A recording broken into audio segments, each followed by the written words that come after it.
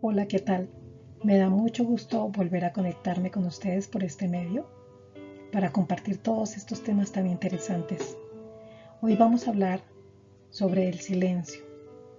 Es un tema que por esta época realmente recobra mucha importancia porque estamos compartiendo mucho tiempo en casa.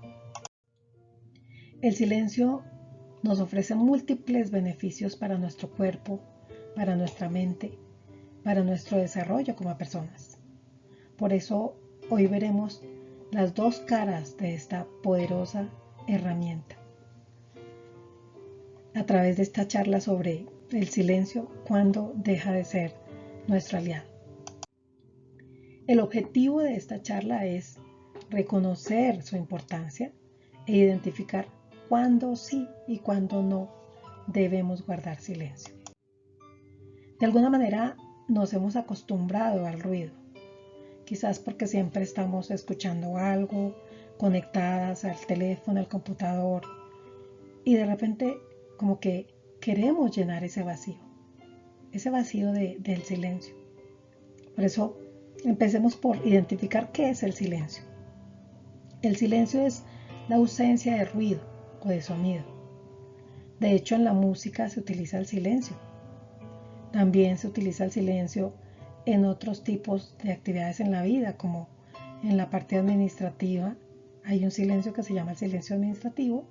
En la ley, cuando se hace omisión o cuando sencillamente no se hace ninguna declaración, porque el silencio también es una forma de comunicarnos. También como elemento per se de la comunicación, el silencio es un acto de respeto.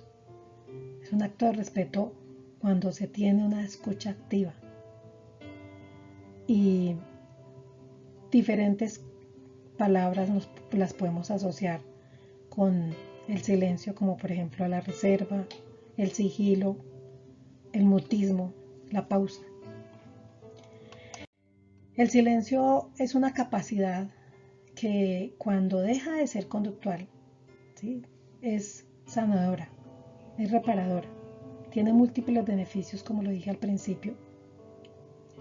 Por ejemplo, nos puede ayudar a conectarnos con nuestra interioridad.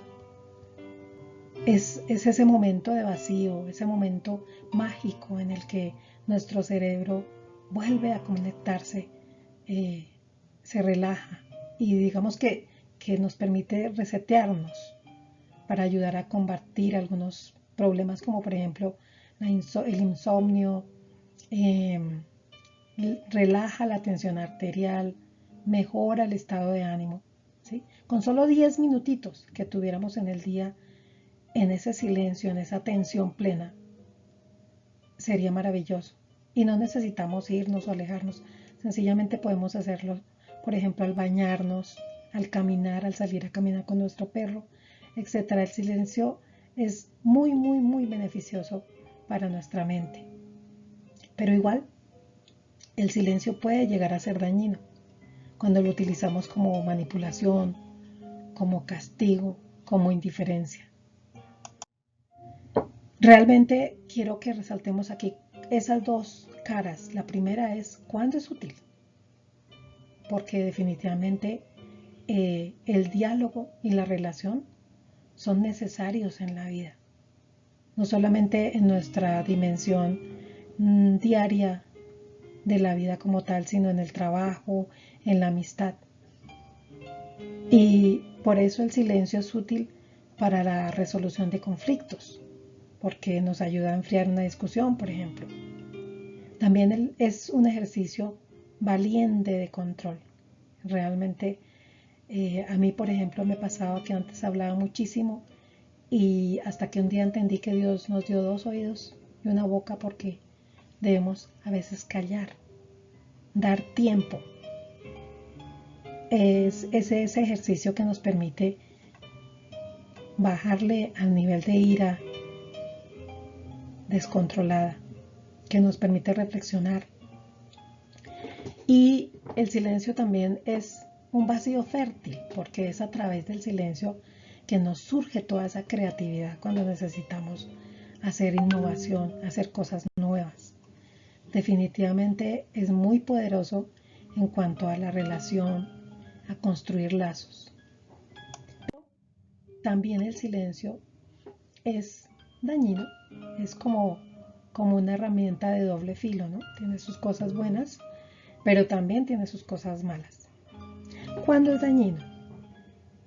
El silencio es dañino cuando lo utilizamos como una herramienta de conflicto, ¿sí? Y muchas veces lo utilizamos porque decimos que la situación de conflicto es muy difícil, que es imposible de cambiar. Y entonces ahí utilizamos el silencio y resulta que en ese silencio no se ponen palabras a la vivencia. Y entonces encrudece esa herida, ayuda como a inyectar más veneno emocional a la situación y por tanto impide la resolución de un conflicto, nos aleja de esa solución. Y cuando se usa para castigar o manipular o distanciar, realmente es porque en el fondo estamos nosotros siendo afectados con alguna herida, ¿sí? Es como que nos genera una ilusión de tranquilidad, de todo está bien, aquí no pasa nada, pero por dentro estamos realmente llenos de dolor, ¿sí? Nos aparenta mucha tranquilidad y paz, pero en realidad no es más que una coraza para esconder ese resentimiento, todo eso que nos está haciendo daño, todo eso que no queremos decir o que sí queremos decir, pero que nos tragamos. Y en ese ahogo viene algo muy importante y es que una cosa es esconder las palabras y otra cosa es esconder las emociones. Es no ponerle palabras a eso que está ocurriendo. Es no ponerle palabras a eso que estoy sintiendo, ¿sí? Y entonces, en esa situación, empeora el problema, porque estamos ignorando una realidad que está ahí, que es que estamos destruyendo esa relación. Y en ese sentido es potencialmente dañino, tan potencial que puede llegar a acabar con relaciones, con una familia. Entonces, por un lado, como lo decía, podemos construir, pero por otro lado podemos destruir con el silencio. Y es ahí en donde debemos entender que al silenciar esos sentimientos, al hacernos daño nosotros mismos, sabemos lo que se siente, sabemos cómo el otro se estará sintiendo marginado, ¿sí? Herido, bien sea por la percepción de enojo, de resentimiento, pero en el silencio no se reconoce un porqué. Y entonces hablar es tan necesario para volver a entender esos sentimientos, a reconstruir un diálogo en donde podamos ponerle nombre a lo que está pasando, expresar todo eso que sentimos. Y ahí es donde viene la importancia de la empatía, porque hablar es tan necesario como comer y dormir. Y si nosotros nos ponemos en el lugar del otro a pensar qué será lo que está sintiendo, si realmente amamos a esa persona como tal, la aceptamos como es. Entonces es importante mirar hasta dónde hemos llegado a silenciar los sentimientos y a saber un porqué, a utilizar la empatía como una herramienta poderosa para volver a rescatar ese silencio positivo, para volver a rescatar. Y aquí les vienen las siguientes claves para poder rescatarnos y alejarnos de ese silencio negativo. Lo primero que debemos hacer es confrontar esas emociones dañinas, llegar a la raíz de eso que nos está hiriendo realmente, qué es lo que está pasando. Y en ese espacio silencioso de reflexión estamos empezando a tener un equilibrio entre ese silencio positivo y ese silencio dañino, para entender qué es lo que está pasando y para empezar a dar el siguiente paso, que es el que nos va a ayudar a reconstruir esa relación. La segunda cosa que recomiendo fuertemente es enfocarnos en la solución, cambiar el foco. En lugar de estar mirando el problema y pensando todo el día en el problema, enfocarnos en cuál puede ser la solución, sin utilizar la violencia, sin reproches, tratar de hacerlo desde un espacio de la tranquilidad, ¿sí? Reconocer que lo más importante es que nosotros nos abracemos a nosotros mismos, dejar a un lado esa coraza para podernos abrazar lo que realmente somos, todo ese amor que tenemos adentro, ¿sí?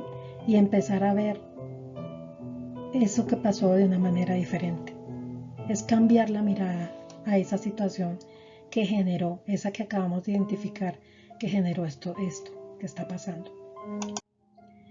Y definitivamente la tercer clave es la clave de los re, la que yo llamo re, porque es hacer varias cosas que significan reconciliar. Primero es reordenar, extender palabras hacia el diálogo, mirar cómo encuentro ese espacio de comunicación para llegarle al otro sin herirle. Encontrar la forma de unir esas piezas para llegar al diálogo. Reconocer, es decir, expresar la necesidad de decir cómo me siento, de decir qué es lo que está pasando.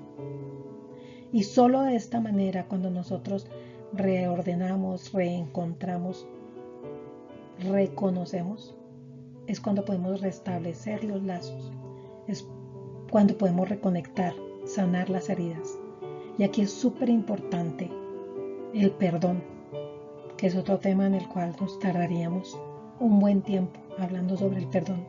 Pero el perdón no es otra cosa que reconocer que detrás de esa coraza que veíamos estamos nosotros, estoy yo misma, y ese amor que tengo por dentro es el que me va a permitir perdonarme primero para poder perdonar al otro y encontrar espacios de reconciliación, de restauración. Eso es lo más importante. Digamos que como conclusión, lo importante es reconstruir. Ahora me pregunto, ¿qué pasa si la que está encerrada en el silencio no soy yo, sino es la otra persona? Si la otra persona está encerrada en el silencio, lo primero que hay que hacer es tener muchísima paciencia. Hay pequeños pasos que podemos dar para reconstruir. Es primero ponerle voz a las emociones, hacer preguntas sin atacar, sin juzgar, sin reproches, sin recriminaciones. Tratar de construir un puente hacia el otro, porque de alguna manera cuando estoy construyendo un puente hacia el otro, estoy construyendo un puente hacia mí misma, hacia mi interior, hacia ese que me hace ser lo que yo realmente soy, en búsqueda de la felicidad, de la tranquilidad, de la armonía. Y bueno, como conclusión, tenemos que aprender a restaurarnos para hacer del silencio nuestro mejor aliado, es decir, utilizarlo siempre que veamos que esa balanza se está yendo para un lado, empezar a mirar cómo encontramos herramientas para estabilizarlo y encontrar una reconexión no solamente hacia nosotros, sino hacia el otro, porque solamente amando al otro aprenderemos lo que significa amarnos a nosotros mismos. Muchas gracias.